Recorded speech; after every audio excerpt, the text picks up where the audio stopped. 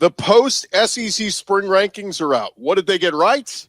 And what did they get wrong? Time to get the SEC squad together. You're talking ball with the SEC squad, sponsored by Game Time.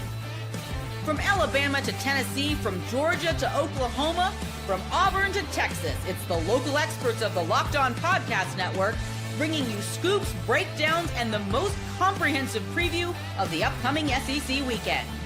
It's the SEC squad, and we have a seat for you. Hurt feelings and thin skin are prohibited. Squad up. You're part of the SEC squad. Yeah, what's up, everybody? Welcome into the SEC squad. Sit back, grab your favorite beverage, and join us as we get you ready for another week talking all things SEC. And this week, several outlets have kind of put out some of their rankings on post-spring SEC football. As you know, everybody's kind of done their, we don't even call them spring games, their spring scrimmages, their spring practices, their spring dress rehearsals, whatever the hell you want to call it. But we're done with that. And now we get to turn the page and look ahead to the 2025 college football season. And some of the post-spring SEC rankings are out. We'll get to that in just a second, but let's welcome in our panel. Joining us from Locked On Vandy, we've got Corey Burton. From Locked On Sooners, we got Jay Smith. From Locked On Bama, we got Jimmy Stein. And from Locked On Mississippi State, we got Jaron Spohr. I am Chris Gordy, host of Locked On SEC. And gentlemen, without further ado, let's throw it out there. This is coming from our friends over at Saturday Down South. They posted their SEC post-spring rankings. And just to run through them very quickly, they got Mississippi State at the bottom. Sorry, Jaron. Kentucky at 15, Arkansas 14, Vandy 13, Tennessee 12. Really overreacting to no Nico there. Mizzou at 11, South Carolina 10, Auburn 9. And then your top 8 is Oklahoma 8, Florida 7, Bama 6, A&M 5, Ole Miss 4, Georgia 3, LSU 2, and Texas number 1. So, gentlemen, as we open that up to you, any initial thoughts on how those rankings shape up? I don't know. It's just, coming out of spring, you just never know. I mean, it's just, Vandy didn't, Diego Pavia really didn't participate much in spring practice. They were mostly working to see who the backup was going to be in the heir apparent. And Vandy still has no wide receivers, really. And the 2 starters are probably coming in June. So, that's a little bit off. But I don't know. Like, a bunch of key participants didn't practice. So it doesn't really, mean much. I think, it's interesting that the transfer portal has closed, but the picking up of players hasn't yet. Mm-hmm. So having a ranking this early, it's a little, to me, it feels a little too premature, because over the next couple of weeks, you're going to see a bunch of teams still acquire the additional talent. Kind of like Corey mentioned, need some wide receivers. There's some wide receivers in the portal. It's probably going to get picked up in the next few days. And so we're probably a week or 2 out before you can feel comfortable. School's out. School's out, in 2 weeks? So I'd say probably late May, early June is when you can truly assess some of these rosters. Because, for example, Oklahoma just picked up Jermichael Carter, right? You're seeing a lot of teams still pick up those key pieces they need based upon spring practices. So I think it's okay. It kind of makes sense where everybody's ranked. Some are overrated, some are underrated, but at the same time, we need a little bit more time for these rosters to shape before we actually make some final picks. Yeah, what stands out to me, and Jimmy, you can jump in here. Mississippi State at the bottom, okay. Kentucky, they've had a complete roster overhaul. Arkansas is one of the few teams in the SEC that brings back an experienced quarterback in Taylon Green. You still got Bobby Petrino, but still no love for Arkansas down there at 14. Vandy still no. Diego Pavia comes back, and we still don't think Vandy's great. And then the shocker to me is Tennessee there at 12. But I think that's a lot of people saying no Nico Imaliava. Some people thinking the Vols are going to drop. They were a playoff team just a few months ago. With Vanderbilt, it's kind of interesting. They're number 8 in the country from winter when it comes to returning production, overall. So they're bringing back a ton of their actual production, 28th in offense and 10th in defense. I think they're rated a little bit low because we saw what Diego Pavia can do when he wants to take over a game for this team. So it feels like that is a lot lower than they probably should be. But again, once we get the final rosters and see what the returning production looks like, then we could probably make a better judgment. Yeah, they've since these rankings have come out, I think Vandy's gotten 3 defensive line commits and an offensive line commit and a slot receiver. So, they've built the roster, especially along the trenches. So I think this it'll be interesting when the season kicks off. The first conference game for Vandy is South Carolina, so that'll be interesting to see what they can do against Lenore Sellers and crew. So, yeah, I think from an Alabama perspective, looking at that list and an Alabama take would be, first of all, when Alabama at 6th behind A&M and Ole Miss is what stands out to me. First of all, Alabama lost to 2 6-6 football teams a year ago, 2 of them. So I don't think any Alabama fan should feel disrespected based on where you're ranked at all, just based on the fact for the first time in many, many years, you've lost to 2 500 football teams. So Alabama is going to be lower ranked this year than they have been at any time in the previous 16 or 17 years. But on the other hand, and I think I said this last summer, and it still proved true, with Ole Miss and A&M ranked ahead of Alabama per this one opinion, I would just point out, I think you have to go back to something like 2004 or 2003 that Ole Miss or Texas A&M had a better season than Alabama. I mean, that's 20 years ago. It's been since Ole Miss or A&M had a better year than Alabama. Now, Ole Miss beat Alabama a couple times in the Saban era. A&M beat Alabama a couple times. But in those instances, Alabama still had a better season than both of those schools and ended up ranked higher. I think it's a little, I don't know, it just doesn't seem right that you're saying in an off season, those schools who haven't finished ahead of Alabama in 2 decades are all of a sudden better. But again, when you're coming off a season in which you lost to 2 6-6 teams, maybe you should get used to seeing things like this. Hey, I'm glad you brought up Ole Miss, so I don't come across as a hater of a rival. But the Ole Miss at 4, that one seemed the biggest surprise to me because they lose a ton of players from last year's team. And I thought last year's team should have been a playoff team, but obviously they faltered down the stretch. And so they underachieved, in my opinion. But also the Tennessee one, like, I'm a big Nico fan, but is he really that big of a difference based off of what he's done? Drop to what Gordy said was a playoff team, was considered a playoff team to number 12, all because of Nico leaving. Like, I know the quarterback is a big, important position, but what has he done to prove that he is that big of a loss to that team? As for Mississippi State, we went 2-10. We know we're 16, so we know where we're at. No, I agree with Jared. Overall, I would say Tennessee's too low, Ole Miss is too high. What about that's my take from that? Are we putting that much stock into DJ Lagway to put them in the top 7 and dropping Tennessee to top 12 by not having Nico? Like, I guess it begs the question. Like, both of those teams have a lot of question marks. I think I would love to have Brandon and Eric on here to kind of help clarify that for me. But I feel like those 2 teams have a good bit of question marks within their roster, especially Florida, who came from the abyss to make a bowl game under Billy Napier, and we're giving a quarterback that's often injured a lot of credit here, and he's still got a lot to show, but extremely talented.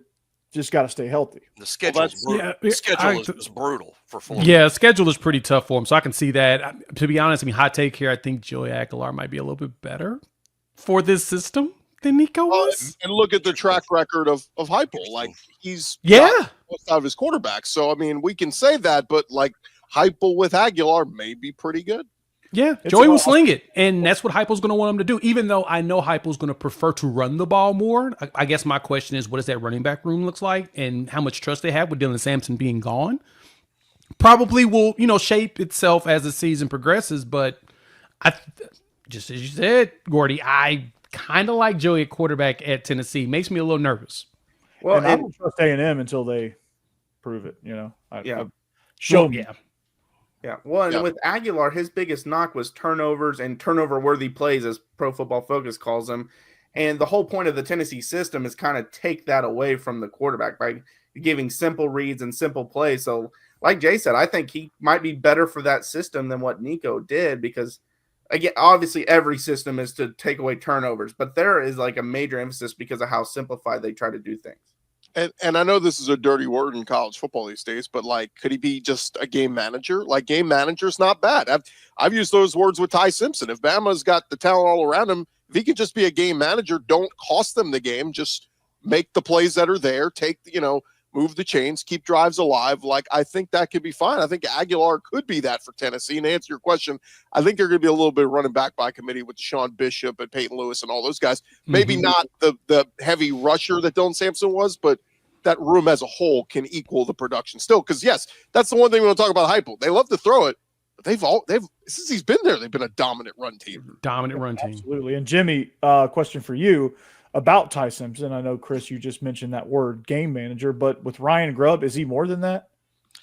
I think really one of the things that's been lost in the discussion about Alabama's quarterback battle is everyone talks about Keelan Russell's tools, the 5-star true freshman, who is a toolsy kid, because kids that show up with that 5-star rating, they tend to be very toolsy. People forget Ty was a 5-star also. I mean, Ty showed up with above average athleticism, above average arm talent. It just took him a while to adjust because he didn't play in Dallas like Keelan Russell did, or in Atlanta like Trevor Lawrence did. He didn't play against big time competition in high school. I think it took him a couple of years to adjust to the speed of things. And then once he made that adjustment, he was sort of blocked on the depth chart by Jalen Milroe. Now I think Ty's more toolsy than people believe. But, Chris mentioned game manager. That's like a soapbox issue for me. I heard a head coach say one time, by game manager, do you mean a quarterback that gets my team into the right play all the time, that is a coach on the field and doesn't turn over the ball? Because if I had more of those guys, I'd still be coaching.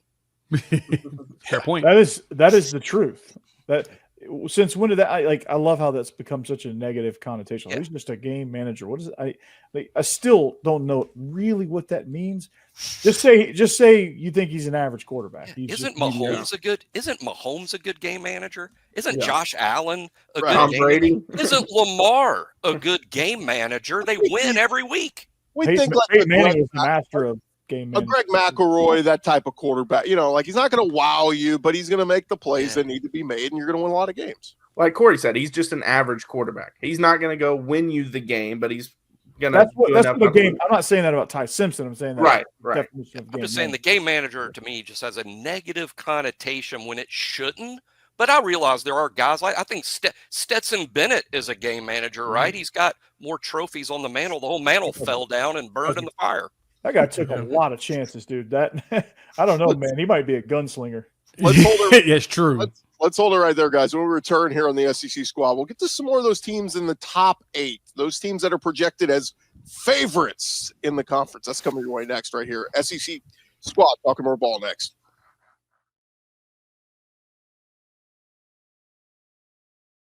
More with the squad here in just a second. But first, did you guys know that your Fire TV is also an Xbox? You could turn any TV into your gaming and entertainment hub with Fire TV Stick 4K devices. No console required. Just grab your paired controller, subscribe, or sign into Xbox Game Pass Ultimate with EA Play included, and you're ready to go. Dive into hundreds of premium titles, including EA Sports College Football 25, to Call of Duty as easily as you stream your favorite shows.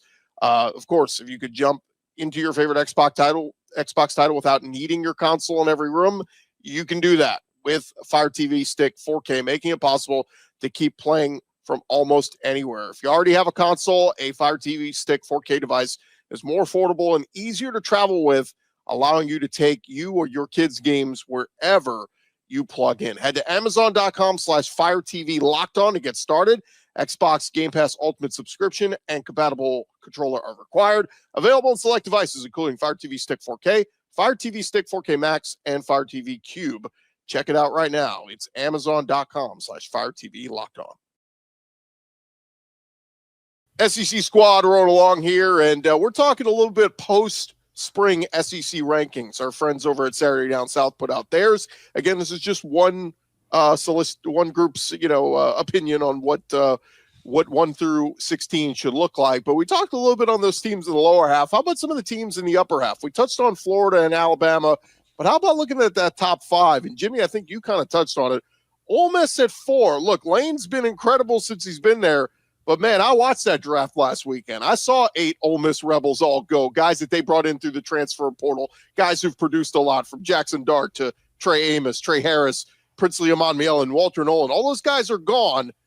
Look, I think Austin Simmons can be good, but in 2025 or 2026, I think Ole Miss has a little bit of retooling here. I won't say rebuilding, but I don't know if Ole Miss is hands down a top 4 team going into the season. Austin Simmons is going to have to learn quick, man. He's going to have to learn on the job, and they're going to have to figure out how to replace all those studs. But otherwise, I mean, I think they're a well-built program, so I don't think they'll have a ton of trouble retooling. At number 4, though, I'm not positive on that. Yeah, Lane is pretty good at living in the transfer portal. I mean, he's considered the transfer portal king, like the portal king for the last 3-4 years since he's been there. That's been the moniker that's been handed to him automatically. They're returning 113th in overall in the country, 42% of production, 111 on offense, 104 on defense. They're borderline starting from scratch. And it's going to be all transfer portal dudes figuring out. Now, granted, hopefully, I mean, Austin Simmons has been in the system. This is his second season in the system.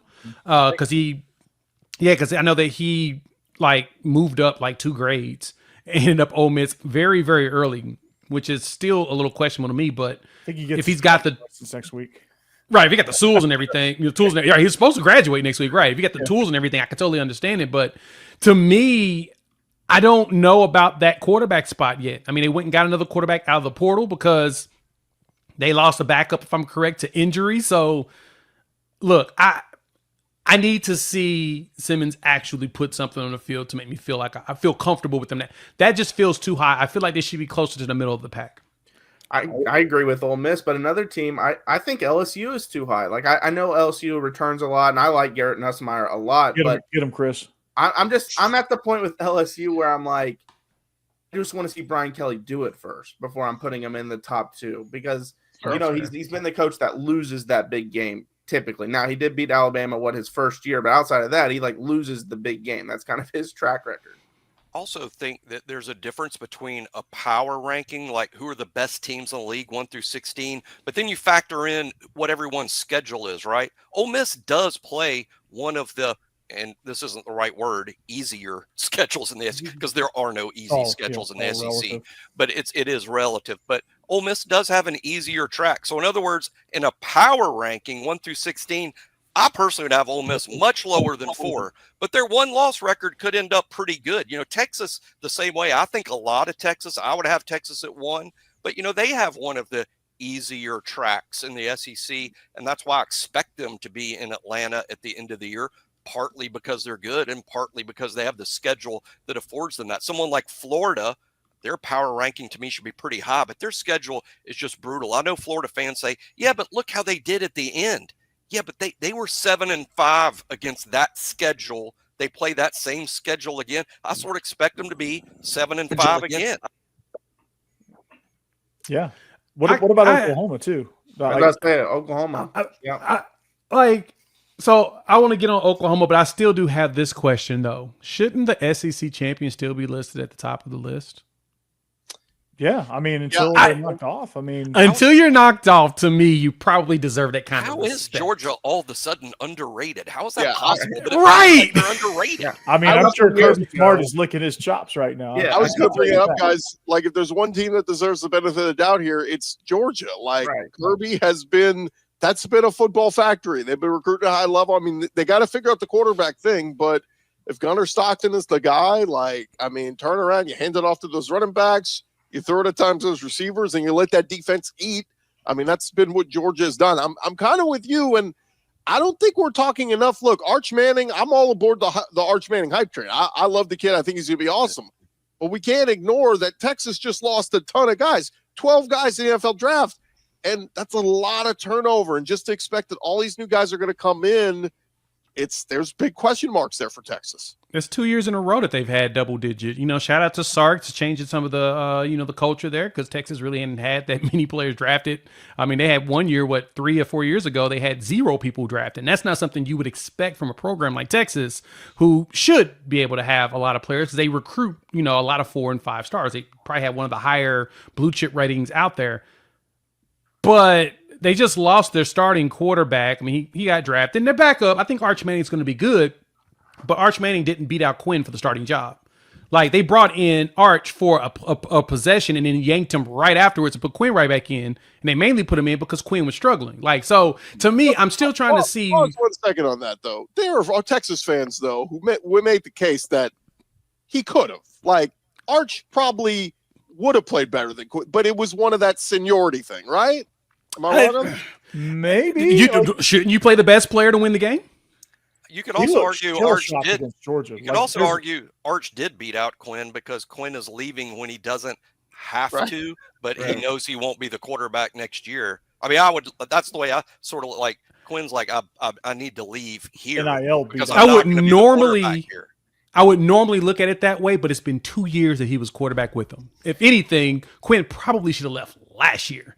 If we felt like Arch was going to take his job. And that's kind of my point. It's not like I said, no shade on either one of them, even being as a rival, just that if Arch was going to win the job, I mean, even in Oklahoma, the expectation was with Jackson Arnold that Dylan Gabriel wasn't going to beat him out. Granted, Dylan probably would have beat him out, no problem, now that he's gone. But that was the thought process. And that was the thought, and that was what they were feeling about the way that he was training and preparing.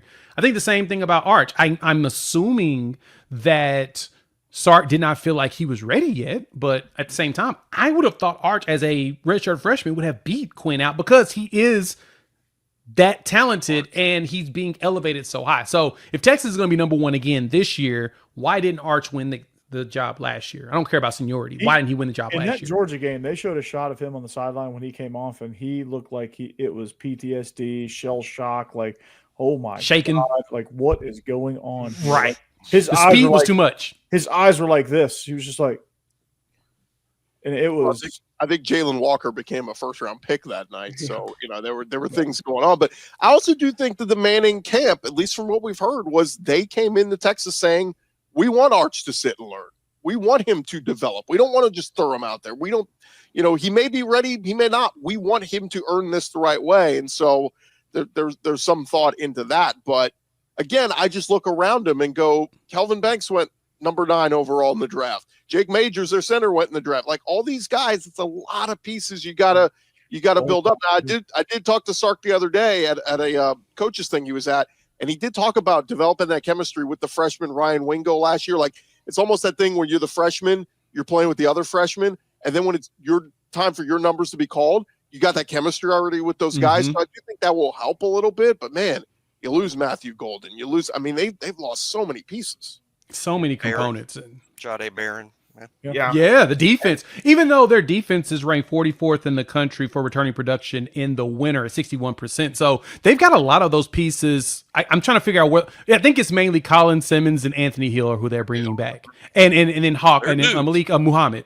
That's probably the three dudes that they have. They're bringing those back, which is important. Taft. Don't forget Taft. White Taft. Yeah. I can agree with that. So you got 4 dudes that are dudes that you're good with. Now you're replacing they basically lived in the portal to replace their entire interior defensive line because they lost everybody there, and then not the young players they don't feel like are ready.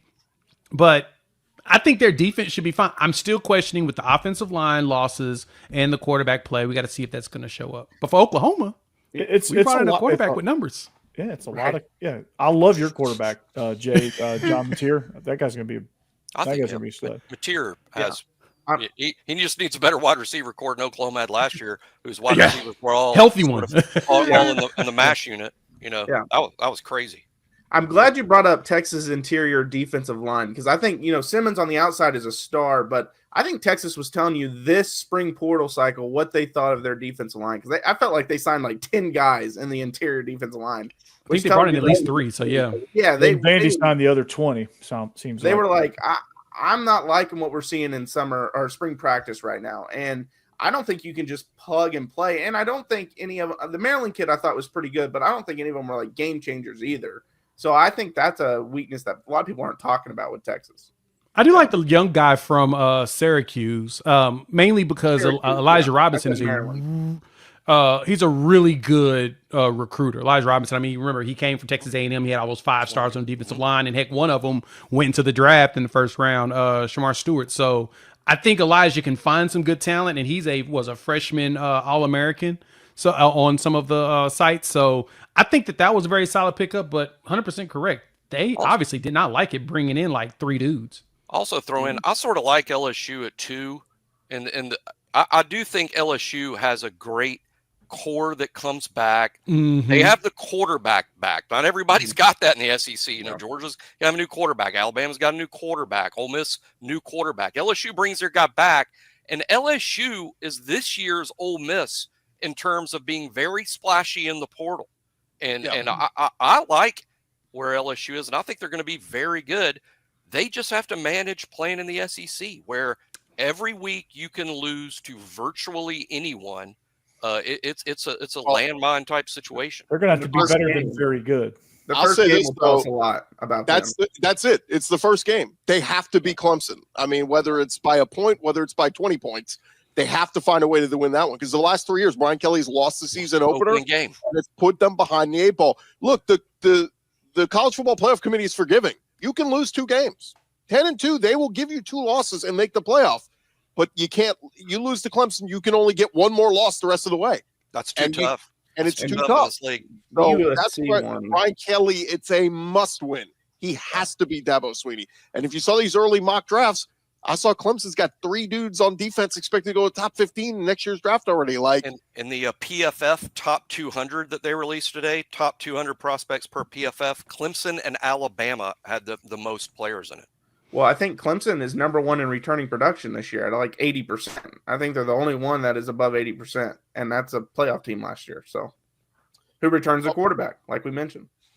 When we return here, guys, we kind of touched on it a little bit, but I want to pose the question to you. Did Quinn Ewers just change the landscape of college football? The SEC talking more ball next.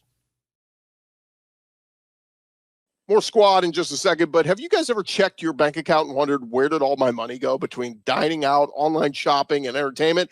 It's easy to lose track, and that's where Monarch Money comes in, your personal CFO, giving you full visibility and control over your finances. And Monarch Money isn't just a budgeting app, it is a complete financial command center. You can track all your accounts, investments, and spending in one place, so you stop just managing your money and you start building wealth. When I started using Monarch, I realized just how much I was spending on things like food delivery and some of the streaming apps, and it'll make you want to budget smarter and save more.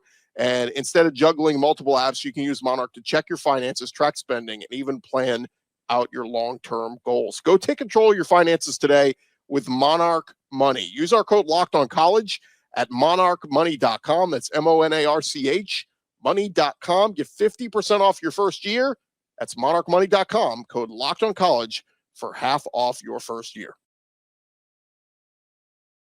SEC squad are on all along here. And guys, we kind of touched on a little bit, but the NFL draft was this past weekend. We saw former Texas quarterback Quinn Ewers fall all the way to the 7th round of the draft. And this brings up the question, should he have stayed in school? We heard reports. I was at the Cotton Bowl back in, December.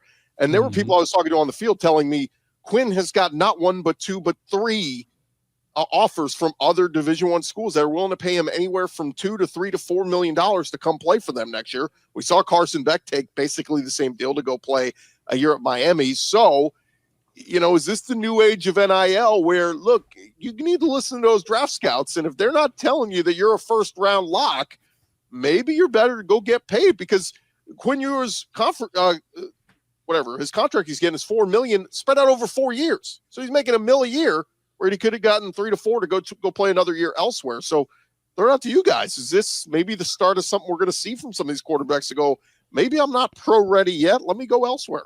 I think everybody's go ahead. I think everybody's got a different situation, and Quinn doesn't come from a situation where I think making the most money possible today is the biggest thing for him, and everyone's situation is a little different. For instance, I'll throw this out there, is that maybe 1 year from now, we're talking about how Arch Manning is the projected number 1 pick overall, and he still stays in school, just like both of his uncles did back in the day.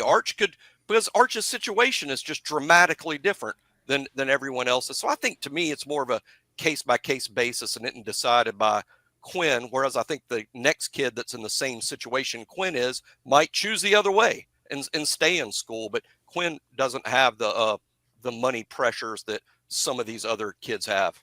I also think Quinn had a hard ceiling too. Oh, go ahead. Sorry. I think Quinn had a hard ceiling too, and I think he realized that it wasn't going to matter. I think I think he just felt like he needed to go ahead and get in the NFL, get in the system, work his way up, and see if he can prove his way through the quarterback depth chart for. I think we get picked by Miami, which I mean, being Tua's backup is not a bad. Yeah, thing. You're probably going to play.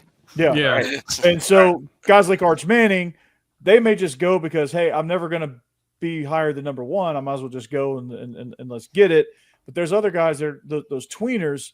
They're probably when they look at Quinn Ewers and they look at Shedeur Sanders falling, they're going to say, okay, well, I've got some guaranteed money to go to Kansas State. I'm going to go to Kansas State and play one more year and see what that does for me. And so I like Jimmy said, it's a great point. It's going to be case by case, depending on who the guy is, depending on where they think their ceiling is and how much more they think they can develop. I mean, your guy Pavia, he wasn't coming out. He would have been not a 5th, 6th, 7th round pick. He makes more money at Vanderbilt and probably not a chance situation. But Quinn is like, hey, I'm Quinn's got pretty good no matter what I do. Yeah, Quinn, like you mentioned, I think Quinn knew he reached his ceiling. This was also perceived as a weak quarterback class, whereas next year's class is perceived as a stronger class. So he's also risking not getting drafted next year because it seems like the last 2 years he's projected as a first-round pick when the year starts, but by the end of the year, due to his play, he's a later-round pick every time.